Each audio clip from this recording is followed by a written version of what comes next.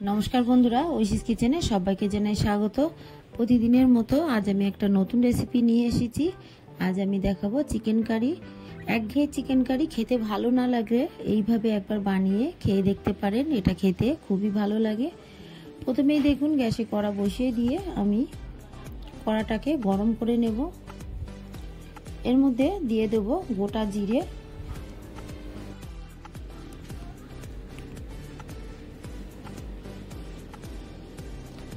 2 teaspoon মতো গোটা জিরে আমি দিয়ে দিলাম। গ্যাসের ফ্লেমটাকে লো টু মিডিয়ামে রেখে এই গোটা জিরেটাকে আমি ভেজে নেব। হাই ফ্লেমে ভাজবেন না, তাহলে খুব তাড়াতাড়ি জিরেটা পুড়ে যাবে। দেখুন জিরেটাকে আমি ভেজে নিয়েছি, এটাকে নামিয়ে গুঁড়ো করে নেব। এরপর আমি আবারও কড়া বসিয়ে দিয়ে দিলাম শুকনো লঙ্কা। শুকনো লঙ্কা আমি শুকনো খোলা একটু নেড়ে নিয়ে চিলি ফ্লেক্স করে নেব। বাড়িতে যাদের চিলি ফ্লেক্স আছে তারা এইভাবে আর করবেন না, চিলি ফ্লেক্স দেবেন। গ্যাসে কড়া বসিয়ে দিয়ে সরষের তেল দিয়েছি। তেলটা গরম হলে আগে থেকে লবণ হলুদ মাখিয়ে রাখা চিকেন পিস দিয়ে দেব। একসঙ্গে আমি সবগুলো দেব না, অল্প অল্প করে দিয়ে ভালো করে ভেজে নেব।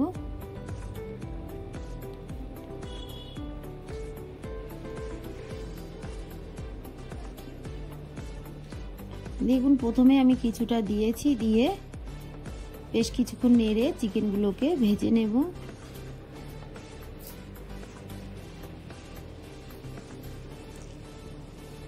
দেখুন চিকেনগুলোকে ভেজে নিয়েছি। খুব কড়া করে ভাজবেন না, দেখছেন তো, দেখেই বোঝা যাচ্ছে আমি চিকেন কতটা ভেজেছি।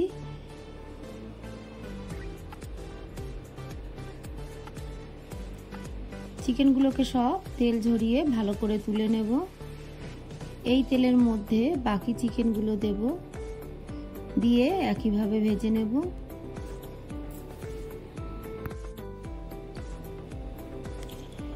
চিকেন একবার এইভাবে আগে থেকে ভেজে নিয়ে রান্না করে খেয়ে দেখবেন, এটা খেতে কতটা ভালো লাগে।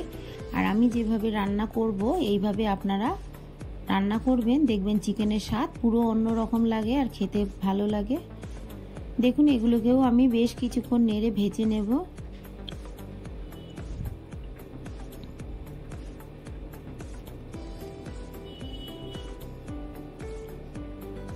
সবগুলো আমি তুলে নেব। এই তেলের মধ্যে আরো কিছুটা চিকেন আছে, সেগুলোকে দিয়ে একইভাবে ভেজে নেব।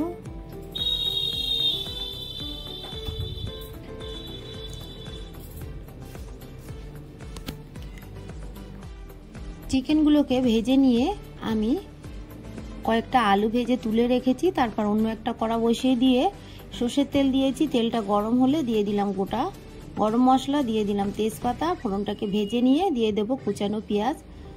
3টে মিডিয়াম সাইজের কুচানো পেঁয়াজ আমি দিলাম।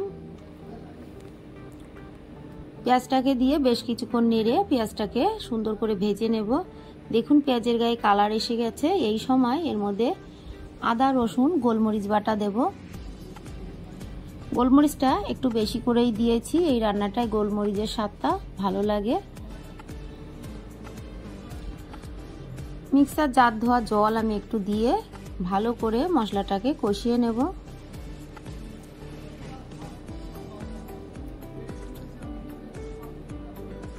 এই রান্নাটায় আপনারা চাইলে হলুদ গুঁড়ো দিতেও পারেন আর নাও দিতে পারেন। হলুদ গুঁড়ো না দিলে কোনো অসুবিধা নেই, তবে একটু কালার করতে চাইলে হলুদ গুঁড়ো দেবেন। দিয়ে দিলাম কাশ্মীরি লঙ্কার গুঁড়ো, দিয়ে আবারও একটু নেড়ে নেব।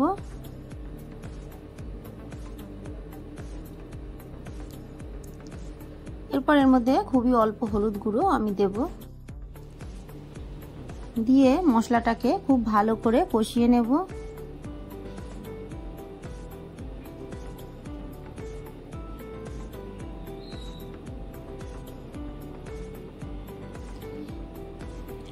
আমরা তো বাড়িতে অনেকভাবে চিকেন কারি বানিয়ে খাই, একবার এই সহজভাবে বাড়িতে চিকেন কারি বানিয়ে খেয়ে দেখবেন কতটা ভালো লাগে। ভেজে রাখা চিকেনগুলো দিয়ে দিলাম। আপনারা যদি এর মধ্যে একটু কাজু বাদাম দিতে চান, তাহলে যখন আদা রসুন বাটা দিয়েছি তখনই কাজু বাদামটা দিয়ে একসঙ্গে মশলাটাকে খুব ভালো করে কষিয়ে নেবেন। যখন মশলা দিয়ে তেল বেরোবে তখন এই ভেজে রাখা চিকেনগুলো দিয়ে দেবেন। চিকেনগুলোকে মশলার সঙ্গে খুব ভালো করে মিশিয়ে বেশ কিছুক্ষণ আমি কষিয়ে নেব।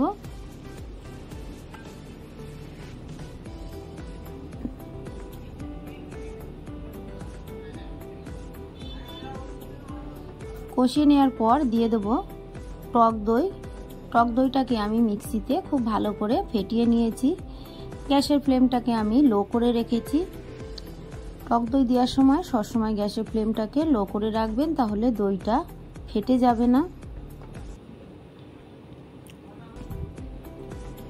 লো ফ্লেমে প্রথমেই আমি একটু ভালো করে নেড়ে নেব, তারপর ফ্লেমটাকে হাই করে দিয়ে ভালো করে কষিয়ে নেব।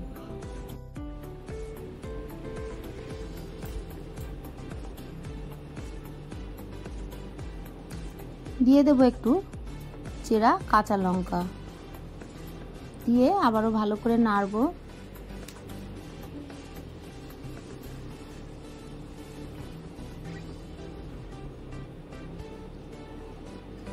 ঝালটা আপনারা বুঝে দেবেন। এই রান্নাটার মধ্যে গোলমরিচ দিয়েছি, কাঁচা লঙ্কা দিয়েছি।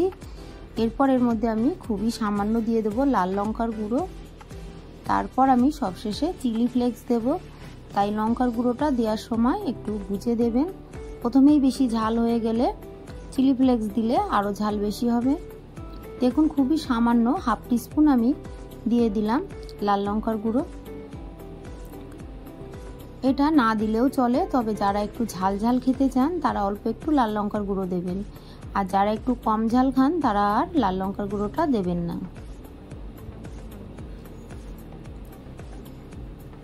খুব ভালো করে আমি চিকেনটাকে কষিয়ে নেব।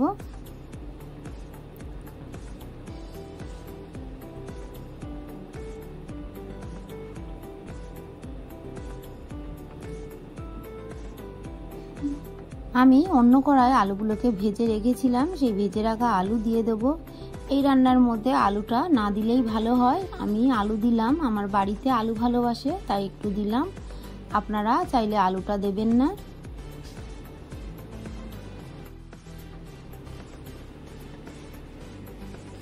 দেখুন মাংসটাকে খুব ভালো করে কষিয়ে নিয়েছি, তেল বেরিয়ে গেছে।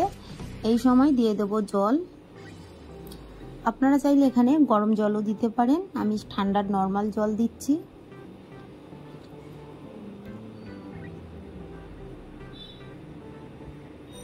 খুব ভালো করে নেড়ে গ্রেভিটাকে আমি মাংসের সঙ্গে খুব ভালো করে মিশিয়ে নিলাম। নিয়ে এটাকে আমি ফুটতে দেব। দেখুন ফুটে উঠেছে। এই সময় আমি দিয়ে দেব এর মধ্যে chilli flakes. 1 teaspoon chilli flakes আমি এর মধ্যে দিয়ে দিলাম। দিয়ে দেব আমি যে ভেজে রেখেছিলাম জিরে, সেই জিরের গুঁড়ো 1 টিস্পুন ভেজে রাখা জিরের গুঁড়ো দিলাম। দিয়ে খুব ভালো করে মিশিয়ে নিয়ে আমি আরও একটু ফুটিয়ে নেব। রান্নাটা মোটামুটি হয়ে এসেছে।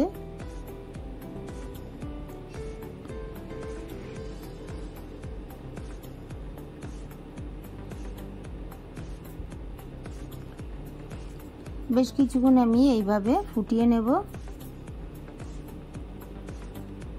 আপনারা চাইলে কাসুরি মেথি ড্রাই রোস্ট করে এই সময় দিতে পারেন, এটা দিলে খুব ভালো লাগে খেতে, তবে আমার ঘরে এখন নেই তাই আমি কাসুরি মেথি দিতে পারলাম না।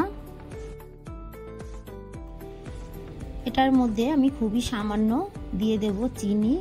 যেহেতু আমি টক দই দিয়েছি তাই একটু চিনি দিলে স্বাদটা ভালো লাগবে। দেখুন খুবই সামান্য, হাফ টিস্পুনের থেকেও কম দিলাম। দিয়ে খুব ভালো করে মিশিয়ে নিয়ে সবশেষে দেখুন আমি দিয়ে দিচ্ছি সানরাইজের শাহি গরম মশলা। এটা খুবই অল্প দেবেন, যেহেতু আমি গোটা গরম মশলা ফোড়ন দিয়েছি তাই খুবই অল্প দিলাম। খুব ভালো করে মিশিয়ে নিয়ে ফ্লেমটাকে আমি অফ করে দিলাম। আমার এই সহজ রেসিপিটি আপনাদের ভালো লাগলে প্লিজ আমার চ্যানেলটিকে সাবস্ক্রাইব করে পাশে থাকা বেল আইকনটি ক্লিক করে দেবেন, তাহলে আমার নতুন নতুন ভিডিও নোটিফিকেশান আপনাদের কাছে পৌঁছে যাবে। রেসিপিটি ভালো লাগলে একটা লাইক করতে ভুলবেন না। রেসিপিটি কেমন লাগলো আমাকে কমেন্ট করে জানাবেন। এই দুর্গাপুজোয় যারা চিকেন খেতে ভালোবাসেন তারা অবশ্যই একবার এইভাবে বাড়িতে চিকেন বানাবেন, দেখবেন এটা সবচেয়ে সেরা হবে। আর এটা বানাতে কিন্তু খুব বেশি খরচ হয় না, ঘরোয়া মশলা দিয়েই বানানো যায়। ভালো লাগলে আমাকে সাবস্ক্রাইব করবেন।